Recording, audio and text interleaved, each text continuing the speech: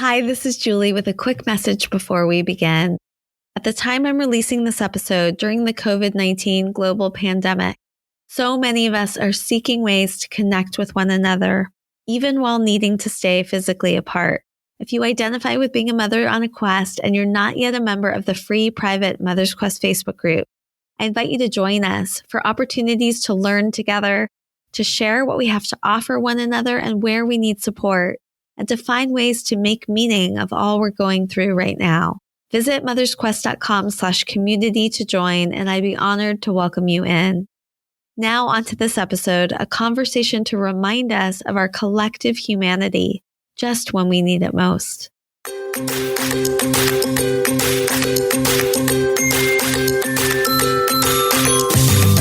Hi, and welcome to Mother's Quest, a podcast for moms like me ready to live our own truly epic life.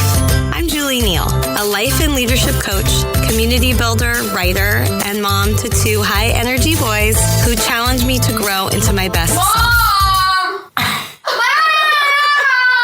I'll be right there. Where was I?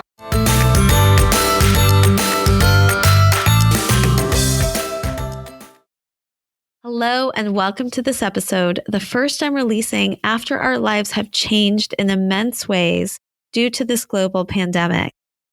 At a time when we realize how interconnected we are, I'm honored to bring you a conversation with Dr. Belinda Arriaga, a leader at Bay Area Border Relief, about the incredibly important work she does championing families seeking asylum at the United States-Mexican border.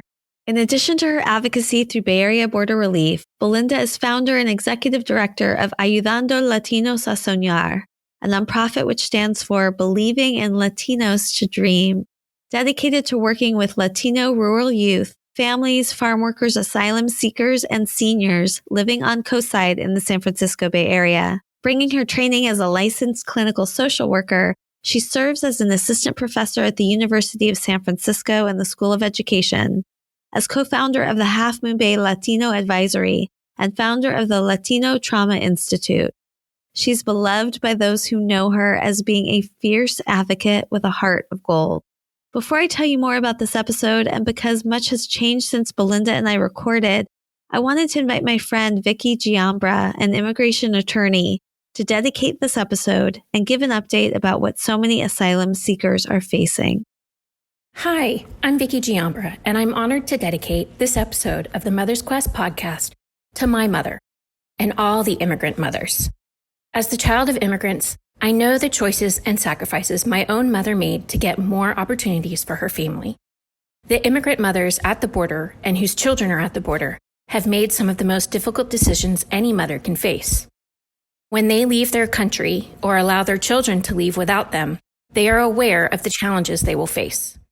They know how perilous the journey is and the challenges that greet them at the U.S.-Mexico border. Yet their fear and the extreme violence and other conditions in their countries are worse than anything they could experience at the border. They are willing for themselves and their children to experience this danger and uncertainty to escape this peril. I have been a practicing immigration attorney for the past 11 years. And since the 2016 election, I've spent a large portion of my time working with immigrant families and unaccompanied children. I am currently a senior staff attorney with the Children's Immigration Law Academy, a project of the American Bar Association. We work to expand capacity and provide resources and training to immigration attorneys working on the front lines with these children and families. In the time since Julie's interview with Belinda Arriaga was recorded, the situation at the border has deteriorated even more, especially with the onset of COVID-19.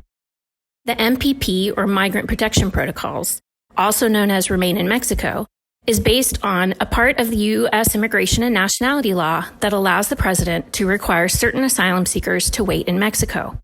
But not all.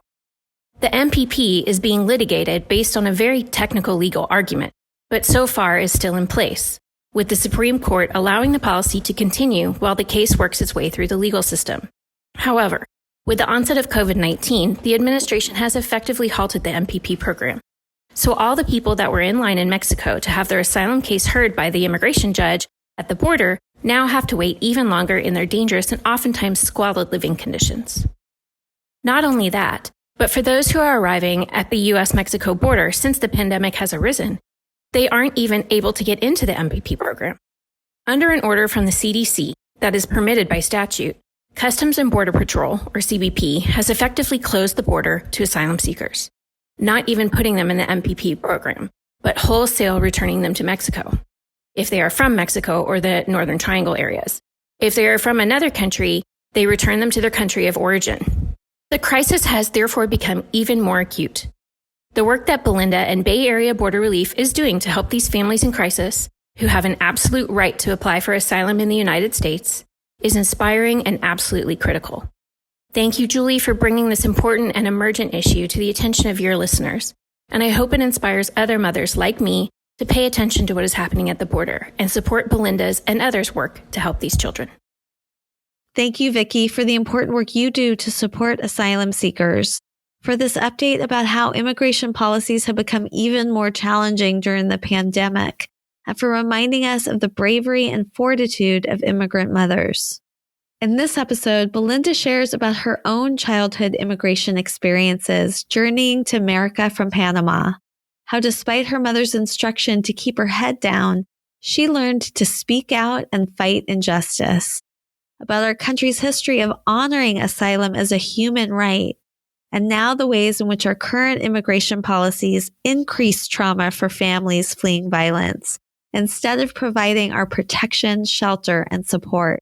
Belinda tells her firsthand accounts of the devastating conditions that families experience living in encampments on the Mexican side of the border now, and also about miracles and community rising up to literally open doors. With faith in our collective generosity and hope for more miracles, Belinda and I spoke this week about what the families at the border need now.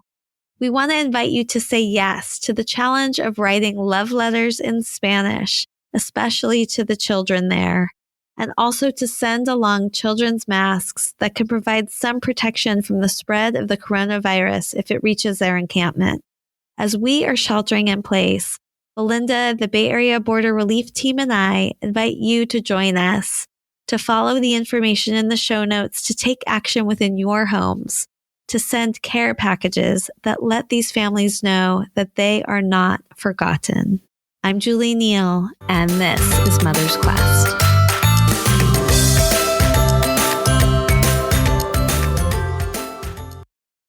Belinda, welcome to the Mother's Quest podcast. This is the first of several conversations I'm going to record on the topic of immigration with a social justice lens as part of the Women Podcasters in Solidarity initiative. It's an honor to have you here. Thank you so much. What a special opportunity. I want to start with the question I ask every guest. Tell me a little bit about your own childhood and the impact that your mother has had in shaping who you are and the work that you do in the world today. Sure. I was actually thinking about this question last night because I'm being asked to tell my story in another space and how it connects to my work. And there's different, of course, stories. But for me, the one memory that stands out is the earliest memories of my developmental years as a child, where we lived in Central America, specifically in Panama from ages 2 to 7. And I have a memory of all the smells of the food, the air, the culture, the colors, the people, the sounds. And there's one memory that sticks with me the most was when my parents decided to move back to the United States after their time there was finished for work. And I was looking out the back of the van that my dad decided that we would journey from there all the way through Central America to Texas, to a rural community in Texas where we were heading with my family. That's where they grew up. And so I was looking out the window of the van, and I still remember crying and crying and crying because I was going to miss everything that had become and what I had known as home.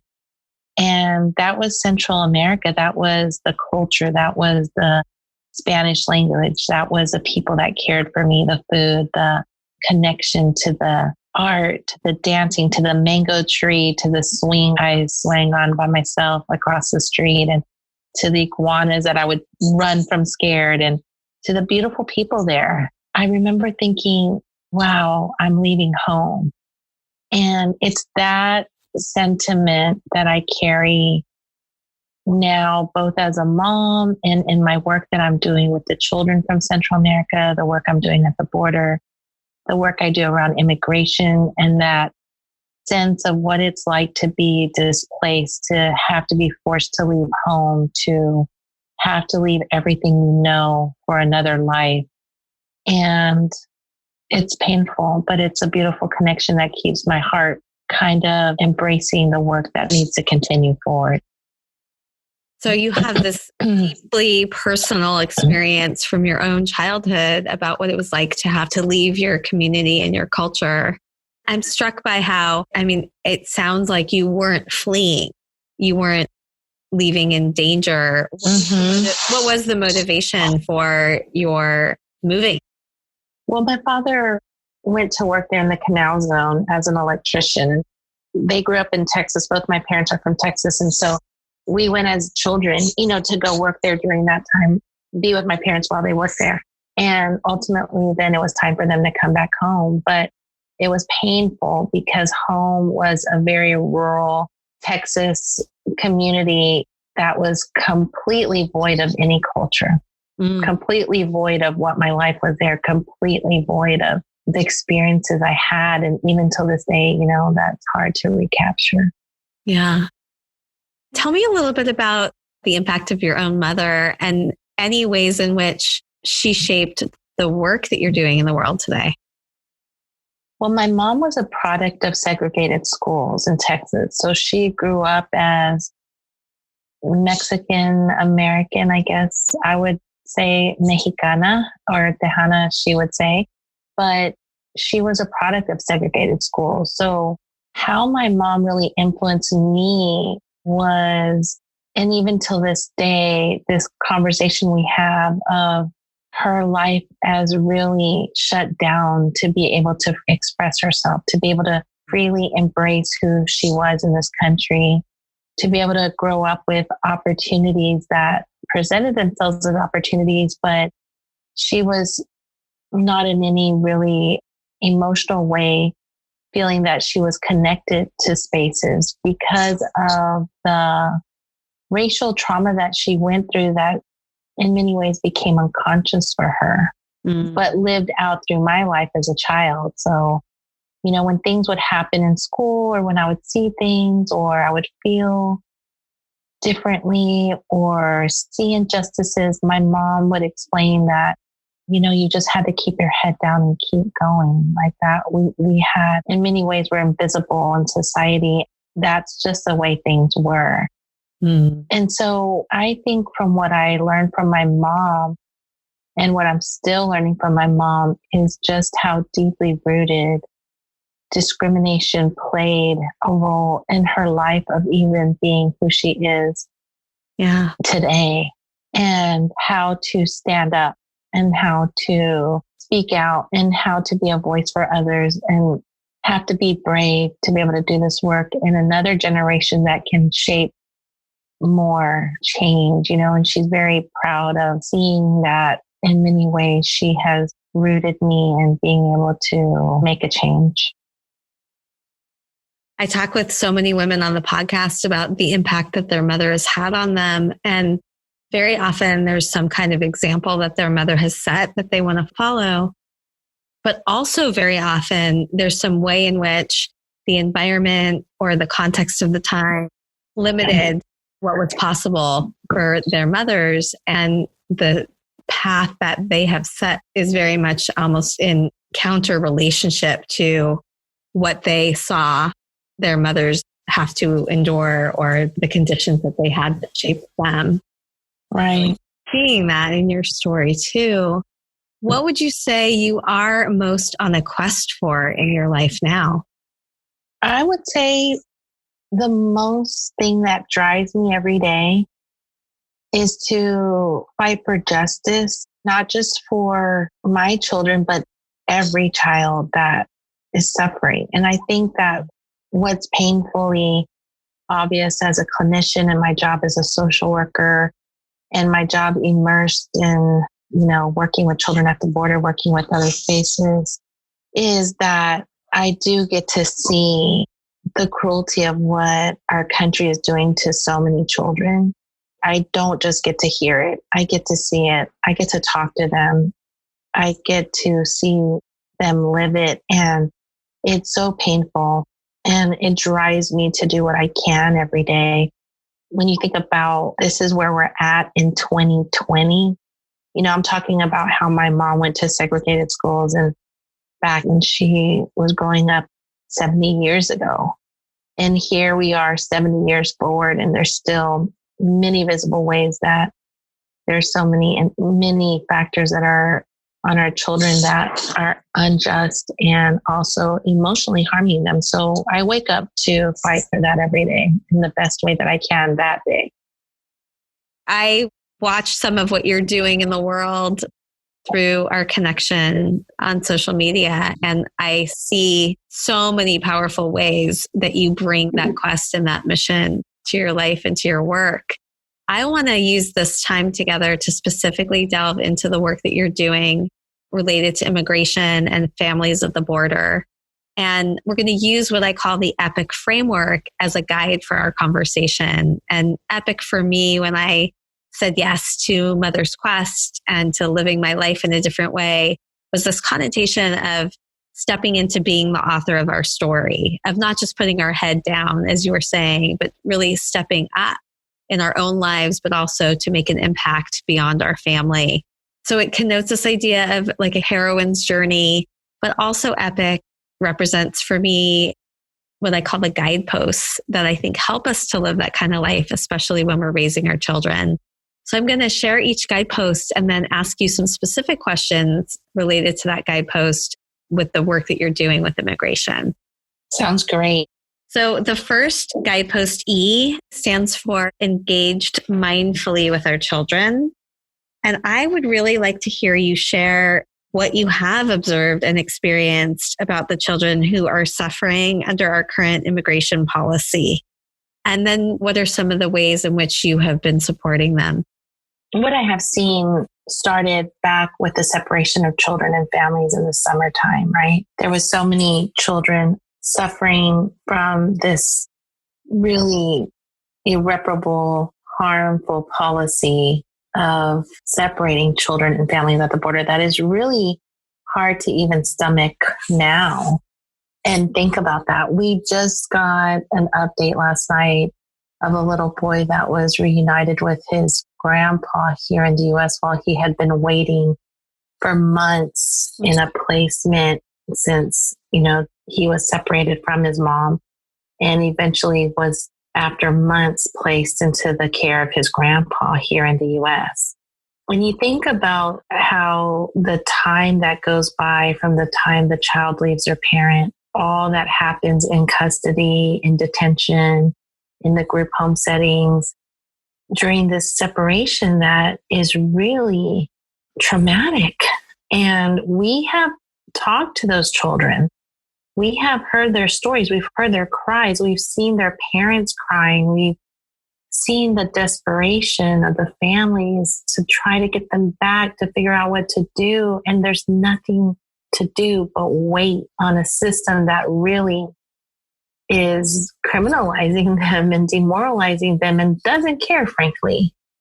I would wish that I could say did care, but when you're willing to separate children from their parents because they're fleeing violence, they're fleeing for their lives, they're fleeing safety, that is kind of an exclamation point of harm being done once they arrive to our borders.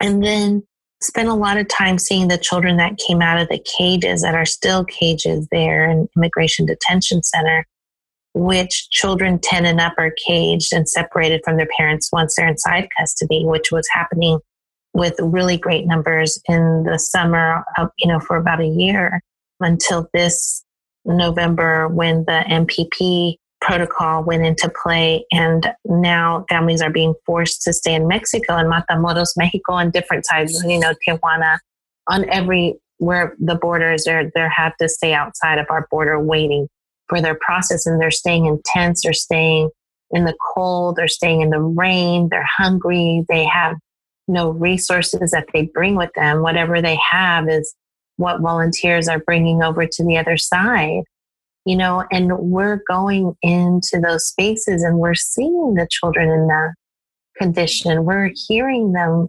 There's a group of children that I follow with their parents through WhatsApp. And so they send messages of what's happening, updates, stories. And it's not just a one-time visit, but it's an ongoing conversation and accompaniment that I've had with these children and their families. And so I am seeing it for a long period of time. And I am really witnessing the cruelty of what the United States is doing to innocent families that are really coming to save their life here in the U.S. and representing the true definition of seeking asylum, which is a human right.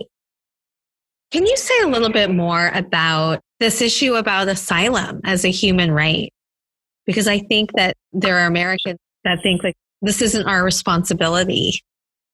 But I would love to hear a little bit more about the larger context around America's international commitment to supporting families who are fleeing for their life. I would love a little context around that. I have my doctorate in international multicultural education, and we had a human rights emphasis in our program, which was really powerful. And we learned about how the United States recognizes the right of asylum for individuals and families, and how this became part of our fabric, working with the United Nations. It's illegal, through U.S. immigration law, that a person that is given asylum is legally allowed to remain in the U.S. without fear or without supposedly deportation. And this has been maybe through kind of our work and working with, like I said, the United Nations, the Universal Declaration of Human Rights. I believe it's a convention of refugees, but we have been working on all of this for years as a country to really say we believe in asylum and we welcome the immigrant, right? And we welcome the asylum seeker because our country was founded on that. That's why we have the Statue of Liberty, right? Which her message has been evaporated over this administration of how we are completely against this now. And not just against asylum, but completely adding cruel elements of shutting out and putting walls to say you don't belong here, even though you are fleeing and even though you are suffering. And even though we see all the evidence, because I will tell you that I have seen the cases of the families. We've translated their evidence. We've seen the photos. We've seen what's going to court.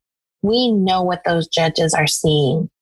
And short of traumatizing your listeners to recount what we've seen, I mean, you cannot discount. And that's what has given us a reality check of it's no longer that we're saying, yes, they're fleeing for their life. We've seen the evidence for so many. We're actually started a whole translation project because one of the pieces of their paperwork when they're in Mexico, they have to have their paperwork translated to English for the court. And if you're in a refugee situation in the middle of nowhere with no immediate legal help for you and there's not a translation program right there, I mean, how do you get those papers translated? You don't. Many of them are going without translation and they're getting denied. Others happen to find a few, people here and then volunteers as best they can. But we've started a translation kind of pipeline from the Bay Area to several attorneys we know down there. So we're getting to see the paperwork. We're getting to see the evidence. So we have a situation here where families and children are literally fleeing for their lives from circumstances that you have seen the intimate stories behind that are tragic and heartbreaking and the exact definition of why we have asylum, and a country that has been committed to it and has stood for that. And now we're not only turning our backs, but actually inflicting additional cruelty.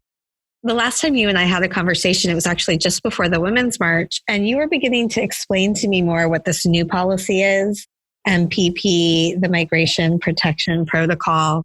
I made a commitment to holding a sign about that and to going up and talking to people at the Women's March and asking if other people were aware of what the policy was. And I had not been aware. I didn't really understand it until I spoke to you. Most people I walked up to didn't know what this was. So I think it may be important to break that down a little bit more. And then I would love to move to the next guidepost, P, passionate and purposeful impact, and hear what are some of the things that you're doing to try to change the policy, to try to advocate and to support these families that you've come to know so intimately.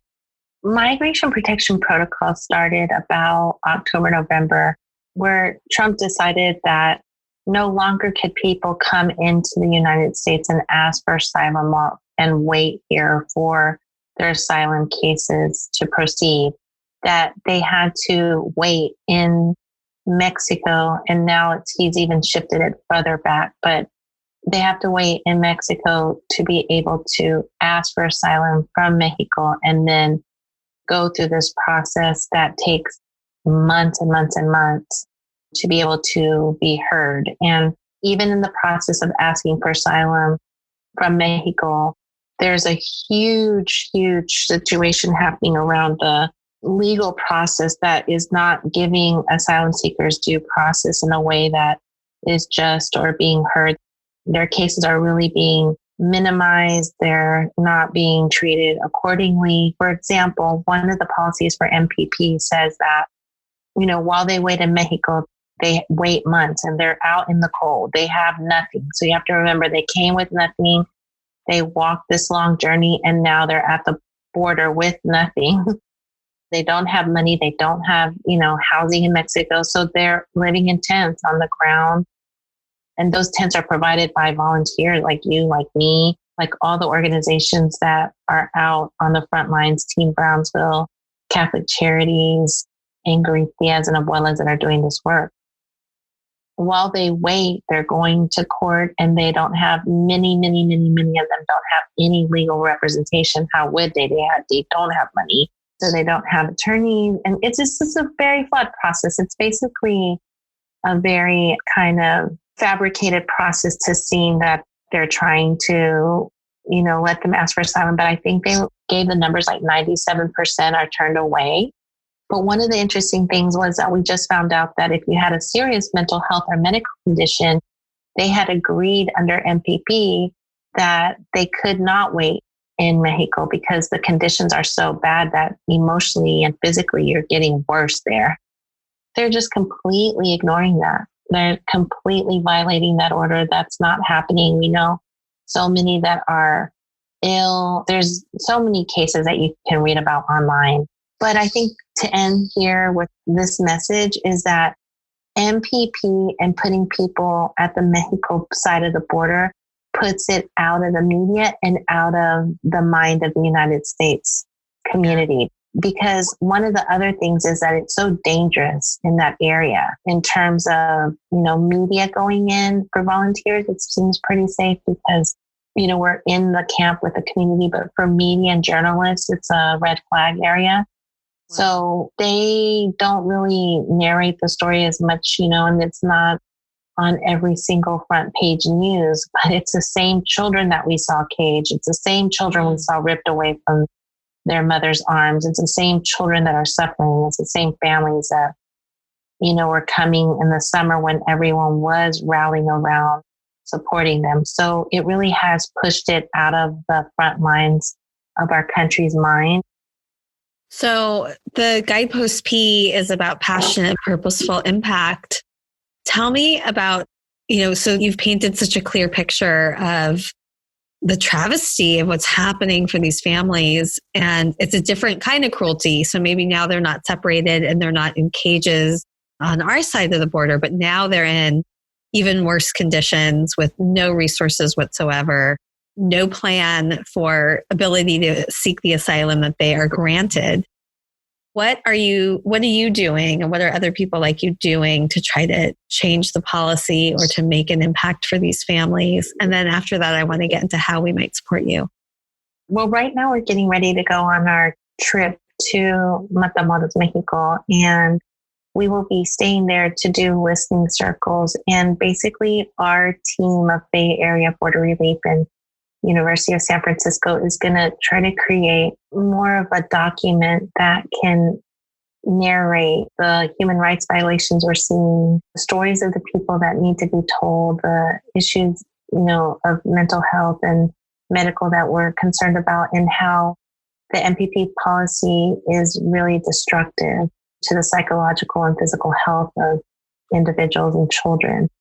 And we are hoping that we can take this to Washington and create some type of national response to say we want this policy reversed. We want families to be able to come in through the United States and, have a fair opportunity to ask for asylum. We also want humane conditions in detention. I mean, let's not forget that even though they were getting to do that before, they were also really undergoing a lot when they did come through. So, we need to continue to push for the reunification of children and families. And we need to be taking this to Washington, to our senators, and put it back on the front lines of the many other issues that we're having to deal with in this country right now.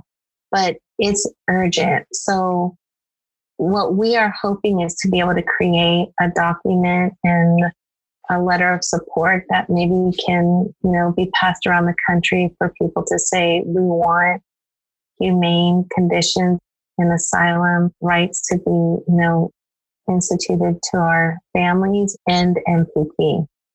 The next guidepost, I, stands for invested in ourselves. And this is, typically I ask about what are the ways in which we're challenging ourselves to learn and grow or providing for our own self-care. I have curiosity about those of you that are on the front lines of this issue. What are the ways in which we can help care for you so you can do this work? How can we support you? I think the support can come from exactly what you're doing now, continuing to spread the word. That's really important. Connect with the Bay Area Border Relief team. That's super great. We're on Facebook. We're on web presence of Bay Area Border Relief. I believe it's .org. But also, we hope to be able to get a letter of support out for folks to start being able to push for change, or individually calling your own senators, calling your representatives, reading more about it, staying educated, not turning away from news articles that seem really hard to read, but really seeing that this is a story of the people. And right now we're also doing a clean water campaign for the families, which means that many of them have shared how difficult it has been to bathe in the Rio Grande River. And there have been a push to have clean water showers, but there's not enough water yet for the number of folks that are there in Matamoros specifically. So we're trying to push for more water. And we found out, I think it's about a couple $100 a month that can add another day. So folks that want to make a donation, to water, to supplies that we give for direct services on the ground, can look at the Bay Area Border Relief and make a donation through there. And then again, starting your own work to create a campaign to make change is really significant. Your voice matters. I'm also having some curiosity about you at a personal level. What do you do to sustain yourself? What are the ways in which you're able to continue to persevere in this work? Yeah, for me, it's really about my faith, and it's really about God and the many miracles that I see as a result of being the hands and feet of Jesus in my life. Like, that's how I kind of understand the work, because I remember one time really asking, like, there's so many things happening, so many bad things happening, and especially to the families and to people. And like, where are you, Jesus? And, I know that's a hard question, but it's just my own personal story. And it was so interesting because that same couple weeks later, the priest gave a homily and said, I bet some of you wonder or ask, where is Jesus? And I perked up and said, oh my gosh, that is what I'm asking. Even though I've always had a deep trust and faith and know he's there. But at that moment, this answer came in the most profound way where he said, we are the hands and feet of Jesus. And if we don't move, if we don't act, then things can't physically get done. And you know what? I take that with me as this agency, the grace that God gives me to be able to do this work. And even in the most difficult of times, I see miracles. I see the faith of these families. They have taught us so much about strength and this deep-rooted faith that it's just unbelievable. And so that keeps me going, honestly. And I have a large community of support. I have beautiful people that are always, praying for us. So we just ask for that too, for our team. We're at the last guidepost C, which stands for connected to a strong support network. I'm feeling called to ask. You mentioned that you've seen miracles in this work that you're doing. I would love to hear one powerful story related to connection and community and miracles about a family that's been transformed or some change that you've seen as a result of the work you do. Yeah, there's a lot of stories that come to mind, but one in particular that really sits deep in my heart. There was a moment when the families were being released from detention. They were still coming into the U.S. and coming out. And there was a mom with 4 children. They had traveled for 30 days walking. They were exhausted. They were fatigued. They had stayed in the detention facility for a couple weeks. One of the children had been separated in the cage and they were hungry. They were just feeling so hopeless, and they lost the sponsor that was going to be able to bring them to their house through all the months of, the month of coming and everything. They were no longer able to go where they were heading. I remember that a couple of folks on our team kept saying, we need to talk to her and let's talk to her one more time and see what we can do. And so I went in, and it was pretty late one evening where we were at in the center, and she was crying and she said, I don't know what's going to happen. Like, I might have to be deported back because I have nowhere to go. And I said, oh my gosh, you have nowhere to go. What do you mean? And so I said, well, we have a lot of resources in our community. I know that you could come to where we're at. There's a lot of resources, but we don't have resources of housing. I don't know where we would find housing. As everybody knows in the Bay Area, there is no housing. It's a housing crisis here, right? Right. And a family of 4 children and a mom that's 5. And so I said, I don't know. What am I going to do?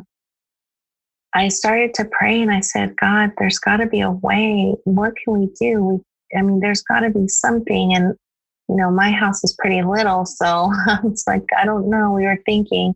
And about 30 minutes later, I get a text from one of our really loved community members in Half Moon Bay. And well, they don't live here anymore. Actually, they live outside. But they said, Belinda, I know you're at the border. And I just want to let you know that we have an empty home that no one's using right now. In case you need it for anything, please let us know. Wow. I almost just couldn't believe it. And I called them. I said, we have this situation. I explained. They said, you know what? Our door's open. We will have the house open for you, ready for you. The family will come. And they came about a week before Christmas time. And those children were given a beautiful tree. They had gifts. They had food. They had their first clothes, their first real shower, their first welcome, their first warm meal. And they stayed there for about 5 months while they got on their feet, while mom got a job. And the family that opened the doors to them just completely welcomed them with love. And it was a miracle. And our community ultimately came together to help them in many different ways. from taking the kids to school, to getting them tutoring, to getting them support, to helping them find legal resources, to helping mom find a job. And that's really what it means to welcome someone seeking asylum, someone fleeing danger, someone whose life, could end tomorrow, but we open the door to a new way. And honestly, that it was a complete miracle. Wow. That's incredible. Thank you for sharing that. And what's happening with that family now in terms of their request for asylum? Well, they're still in the process, a very long process, as they have to go through different court hearings and systems, but they're still on this journey and they're doing good. They're doing really good. So yes, thank you.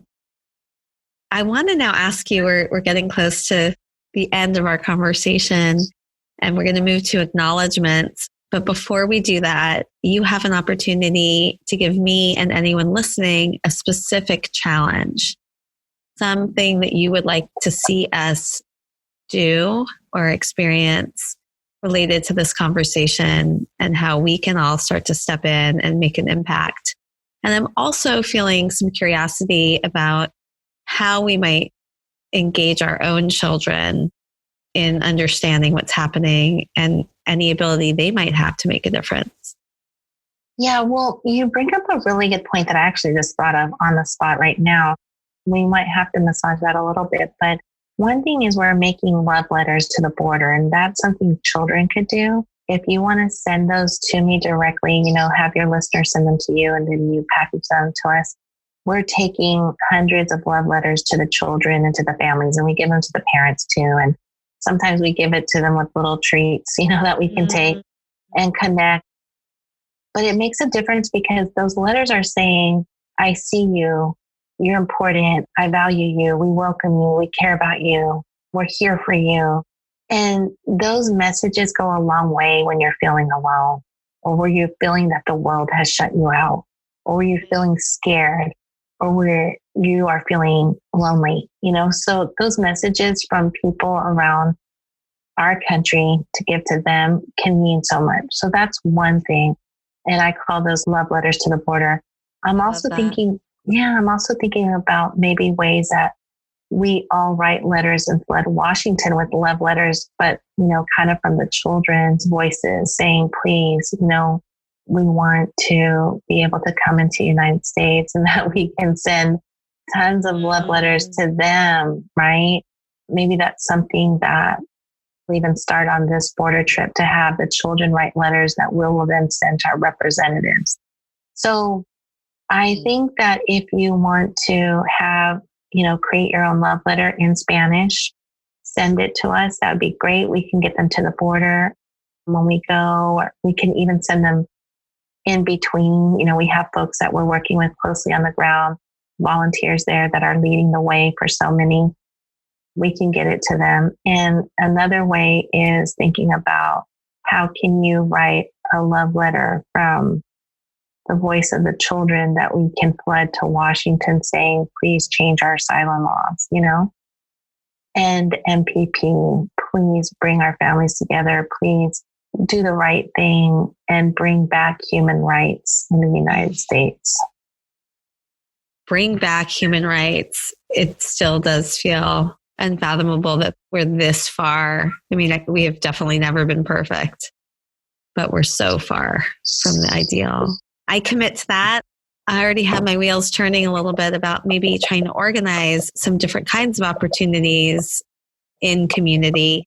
Well, Belinda, thank you so much. I am so grateful for the work that you do, for the passion that you live, the example that you set, and for this opportunity to talk with you. A few things that I feel like I'm leaving with from this conversation: increased clarity again about what the current policy is and the ways in which we need to change it. Really inspired by your commitment to not just sit with the injustice, but to really get up and literally be the hands and feet working for the ideals that we all, I think, believe in about, justice and love and loving our children, not only those that we birth, but the collective children. I'm leaving with a little bit more of a sense of the possibility of magic and miracles and the way that we each can contribute to that when we are willing to open our eyes and not turn away from what's happening. Right, exactly. Yes, beautiful. What, if anything, are you taking from this conversation today? Well, I'm leaving with excitement that folks on the ground like yourself are invested in listening and hearing. And it's you all out there that are going to be able to make this tidal wave of voices coming together for change. So it gives me a lot of hope that people are listening today, that you can make a change together, that we can't wait for others to do it, but it takes all of us. And so thank you for creating this space for me to share the story. I appreciate it.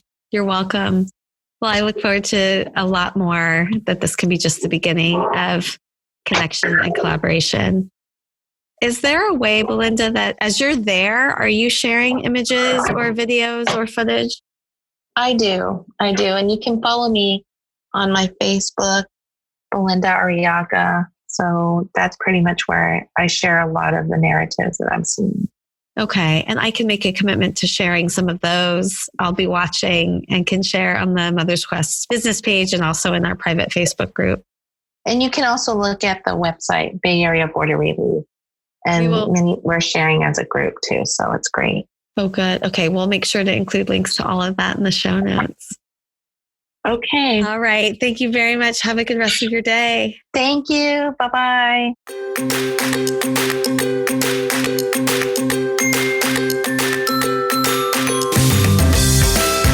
Thank you so much for coming along with me on this episode of the Mother's Quest podcast. I hope this conversation sparked something that will help you live your epic life. If you'd like to get show notes and learn more about how to join the Mother's Quest community, visit mothersquest.com. And while you're there, I would love it if you would follow the prompts to subscribe, leave a review on Apple Podcasts, and help us to spread the word. I want to end with some words to help light the way on your quest. Seize the day, love your people, honor your gifts. Until next time.